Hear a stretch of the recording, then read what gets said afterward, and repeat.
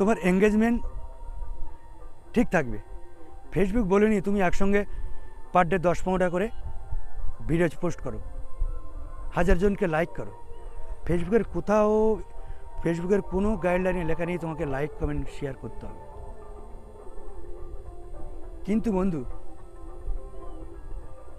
তোমাকে বন্ধু বানানোর জন্যে সপ্তাহে 7টা 8টা 10টা লাইক কমেন্ট শেয়ার করতে হবে, যাতে তোমার বন্ধু বাড়ে।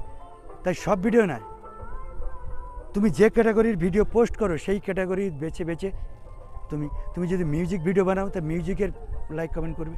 তুমি যদি হাসির বানাও তাহলে হাসির ভিডিও তুমি লাইক কমেন্ট শেয়ার করবে। তুমি যদি ইনফরমেশান দাও তুমি তো information video like comment share দেবে। এই করে সপ্তাহে 10-12টা 15টা লাইক কমেন্ট বা শেয়ার, কিন্তু ফেসবুকের গাইডলাইন মেনে। তার ফাঁকে তুমি তোমার পোস্টে গিয়ে তোমার যেসব বন্ধুরা তোমাকে ফলোয়ার এবং নন ফলোয়ার তোমাকে লাইক কমেন্ট করেছে তাদেরকে রিপ্লাই কমেন্ট করো, তাদেরকে সাহায্য করো। এতে ইন্টারাকশান বাড়বে বা যাকে বলে এঙ্গেজমেন্ট বাড়বে। এটা তোমার ভালো হবে, তার ভালো হবে। এই করতে করতে ধীরে ধীরে তোমার বন্ধু বাড়বে।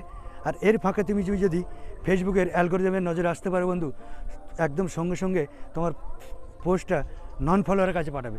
আর নন ফলোয়ার কাছে পাঠালে তুমি ভাইরাল হওয়ার সম্ভাবনা থাকবে।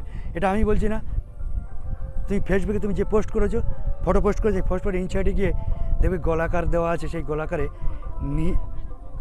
নীল আর কালো।